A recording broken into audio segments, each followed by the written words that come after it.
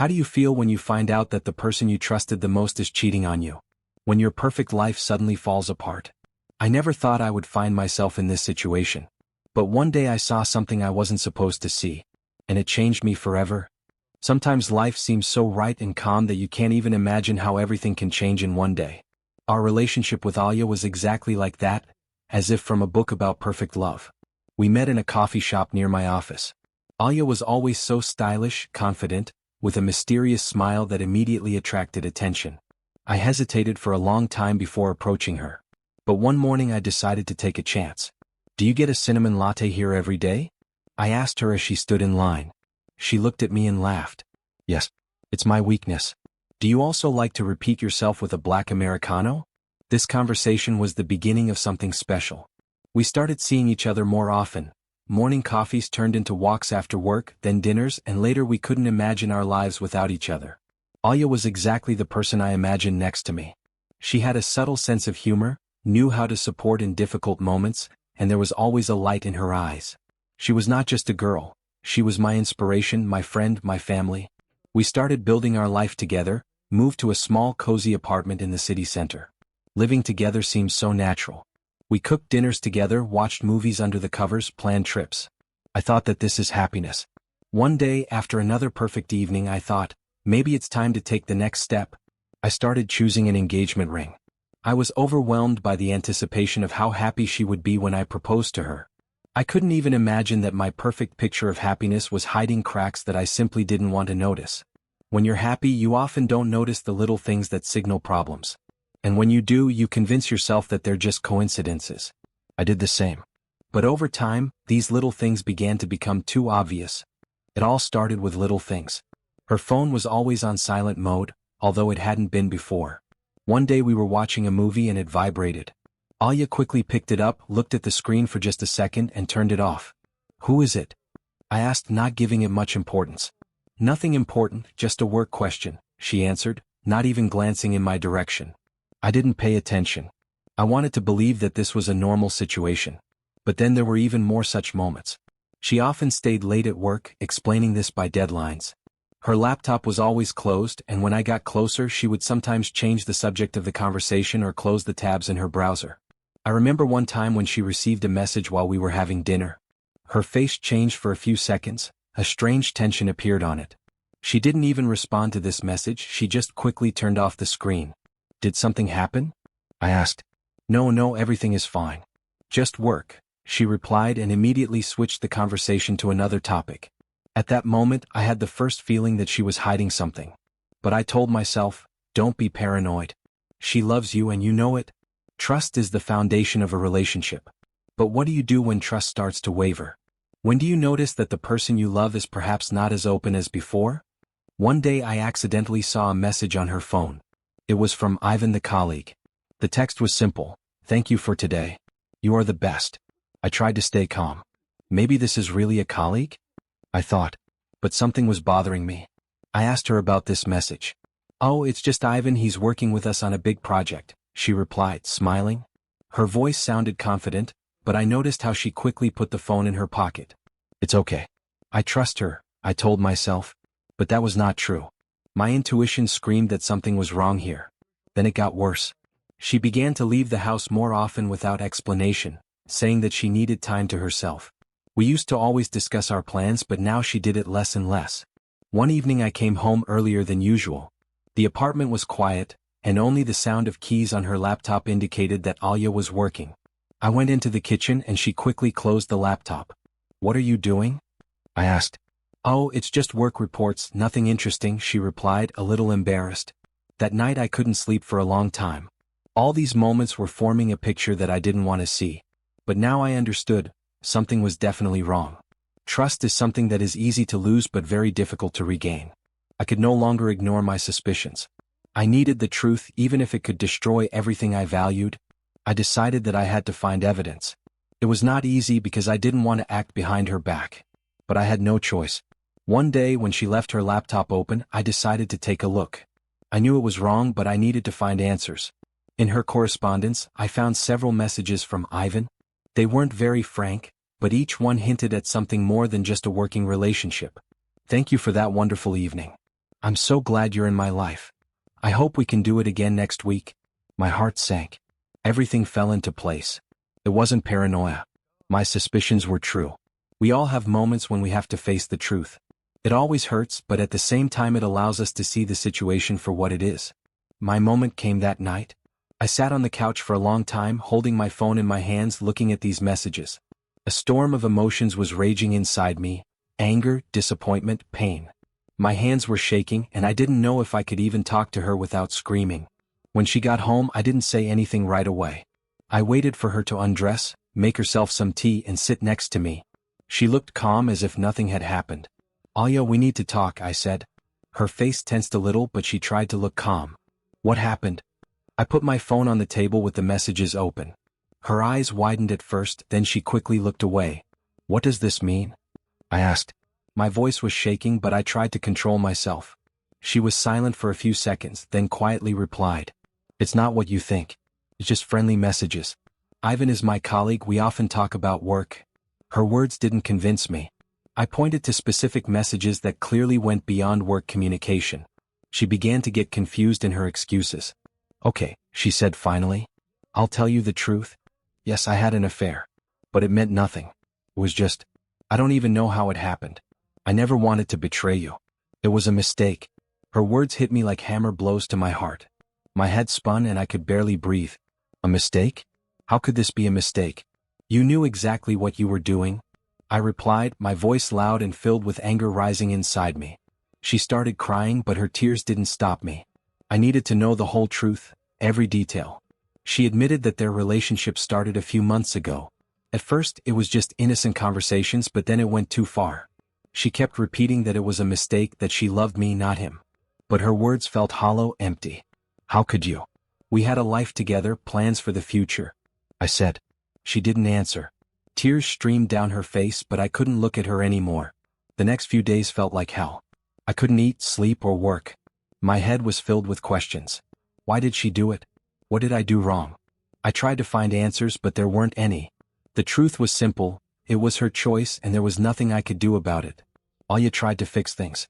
She kept saying it would never happen again, that she was willing to do anything to earn my forgiveness. But I couldn't look at her without feeling pain anymore. A week later, I made the decision to leave. I packed my things and walked out of the apartment. It was hard, but I knew staying would mean living a lie. Betrayal is not just the loss of trust in another person. It's also the loss of a part of yourself. It makes you doubt everything: your feelings, your decisions, your ability to trust again. I thought a lot about how we ended up here. Maybe I wasn't the perfect partner. Maybe I failed to notice some of her needs. But even that didn't justify what she did. Betrayal taught me one thing: you can't control other people. You can only control how you respond to what happens. A few months passed before I finally felt ready to move forward. That experience changed me.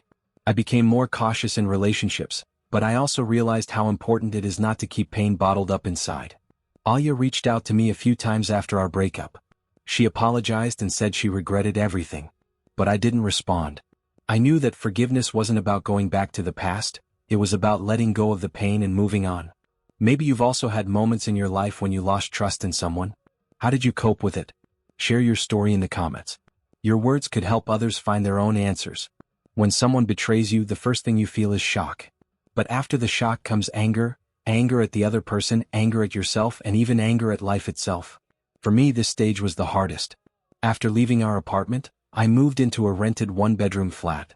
Everything felt foreign and unfamiliar: the look of the walls, the smell of the new furniture. But none of it brought me any relief. Every night, I lay in bed replaying the same thoughts over and over. I recalled every detail of our relationship, trying to pinpoint when things started to go wrong. She was always there, always smiling, always saying she loved me.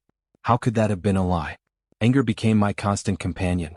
I was angry at her for destroying the world we had built. I was angry at myself for not noticing sooner. I was even angry at my friends who told me to move on, even though it felt impossible. During this time, I started avoiding people.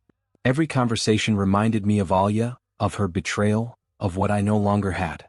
I felt trapped in my emotions, unable to find a way out. One day, you realize that you can no longer live in the prison of your emotions. This realization comes slowly, but it pushes you to take the first steps toward healing. For me, the first step was returning to my usual routines. I started spending more time at work, taking on additional projects to keep my mind occupied.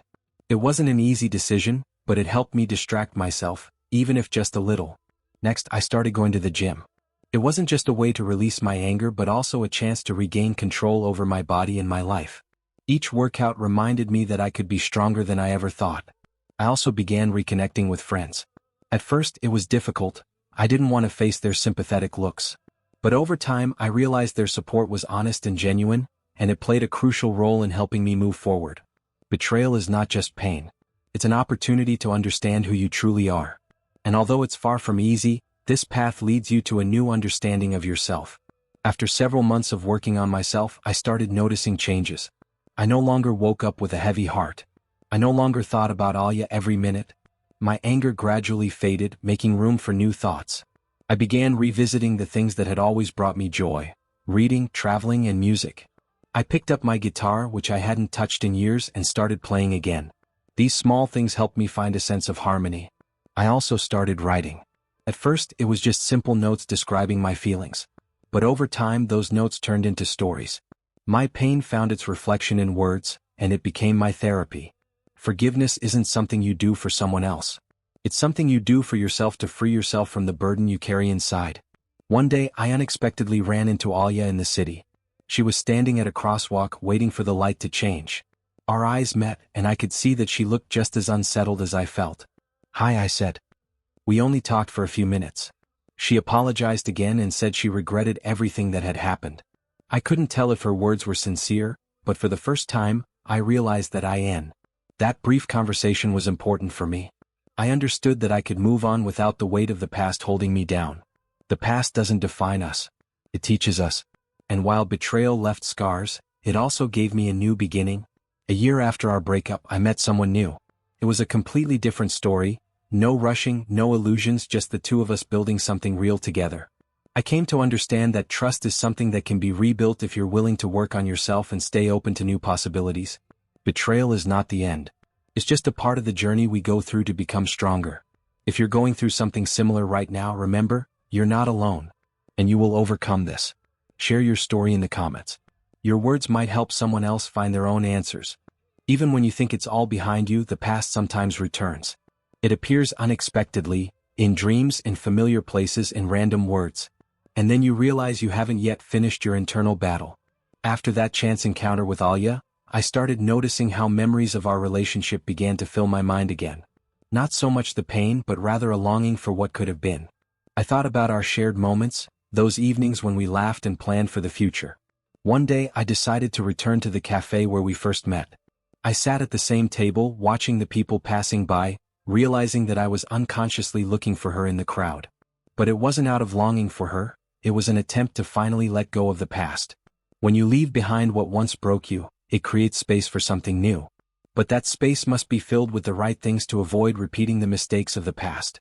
I began pursuing something I had dreamed of for a long time but always put off: creative writing classes. I realized that words have the power not only to heal but also to open new horizons. My own story became the foundation for my first short stories, and I even worked up the courage to share them with my instructor. "There's truth in your words," he said. "People can always feel the authenticity of a story. Keep writing and you'll find your voice." Writing became more than just a way to overcome pain, it turned into a new passion. It was a process I could fully immerse myself in, losing track of time and space. Sometimes, new people enter your life unexpectedly, but they're the ones who help you realize that you're ready to move on.